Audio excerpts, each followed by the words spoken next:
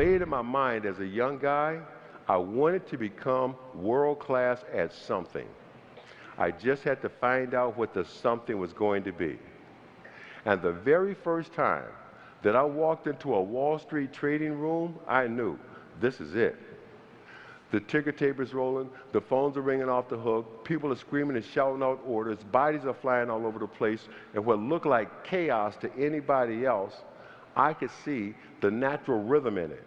It was like I was reading a sheet of music, and I knew this is where I'm supposed to be.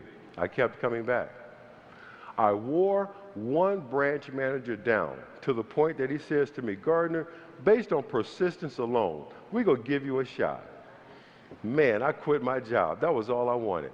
I went home and I told my ex, you know what? You said I couldn't do it, but guess what? I start in 2 weeks. I was pretty pumped up.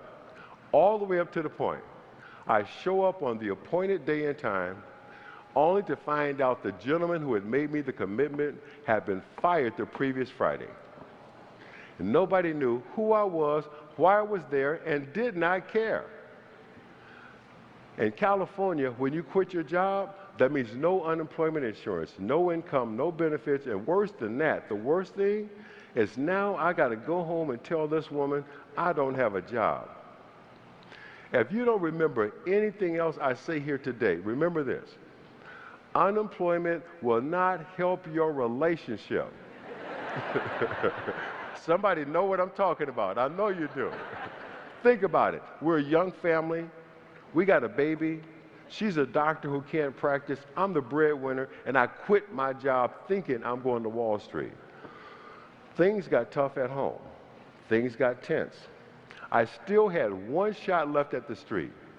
But before I can play it all the way out, I still got to take care of my family, which meant I did everything legal that I could to take care of my family and still pursue my last shot at the street.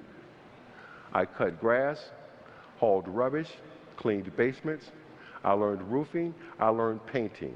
I did everything that I could to take care of my folks and still pursue my last shot at the street. Had a situation at home, things were tense, had a problem, something happened, probably never happened to anybody in this room but me. I had one of those arguments with my ex that only ended because we both fell asleep. Now, somebody know what I'm talking about. I know you do. We woke up in the morning, everybody's feet hit the floor, and guess what? We went at it again. The neighbors don't know what might happen, what could happen, what's going on. They call the police. The police come. They want to make sure everything is fine. Take her over here, calm her down, talk to her. Take me outside, calm me down, talk to me. And one of my friendly Berkeley police officers doing his job says, do you mind if I search your car? No, sir. Go ahead, no problem. Searches the car, nothing. Then again, doing his job says, well, let me just run this license plate through a computer. That was it. With interest, I had $1,200 in unpaid parking tickets, all of which I had accumulated the previous year trying to interview in downtown San Francisco. Double parking, illegal parking, late to feed a meter. An honest question would be, you knew you had the tickets, why didn't you pay them? Well, you know what? The position I was now in, having to cut grass to put food on the table, every dollar that came in the door, I had to make a decision. I could pay the rent or I could pay the tickets. I did probably what every man in this room would have done. I paid the rent. I was taken to jail. First, last, only time in my life taken to jail for parking tickets. And to show you how a bad day can get worse, all of this happens on a Friday, which means no court until Monday, which also means we cannot hold you in this friendly little downtown Berkeley jail. We need this for our regular weekend customers. I was sent to a place called Santa Rita State Penitentiary, where the most notorious inmate had chopped 23 people to death with an axe. And I'm in here on parking tickets. 10 days. And I know somebody out there thinking about it. Let me tell you something. If y'all got some parking tickets, you need to get up and walk out of here right now. I know you're thinking about it. But for 10 days, All I could think about is, does my little boy know I didn't leave him like my father left me? Does my son know I can't be there because of the circumstances? What's my ex say when my little boy looks at her and says, "Where's Papa?" I was the first thing this boy saw when he came into the world. I was the first thing he saw every morning. I was the last thing he saw every night. And if you've never been forcefully separated from your child, that's an experience that I will pray you never have. Something more pressing was happening. My last shot at Wall Street, my last opportunity was set up the day before I'm to be released from prison. Something happened and nothing or anyone will ever convince me it was anything other than the hand of God. There was a telephone and there was a prison guard. And I said to this guard, I got this one opportunity to work at one of the finest firms on Wall Street. I've been pursuing this for 1 year. I've got to reschedule this one appointment. Will you please let me make this call? No hesitation, without thinking. The guy dials the number and hands me the handset and the cord behind the bars. And the conversation is brief and to the point.